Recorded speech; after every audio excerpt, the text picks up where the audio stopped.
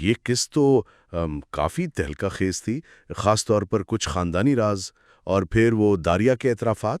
ہاں بالکل، اور مقصد یہی ہے کہ سمجھے کہ آخر یہ سب کڑیاں کیسے جڑ رہی ہیں، کردار کیا سوچ رہے ہیں۔ صحیح، ایک طرف یہ سچ ہے تو دوسری طرف وہ داریہ والی الجھن۔ ہاں، داریہ کا اچانک باران سے ملنا اور پھر وہ سارے اعترافات، شادی پر حملہ، دلان پر گولی، باران پر گولی، سب قبول کر لیا۔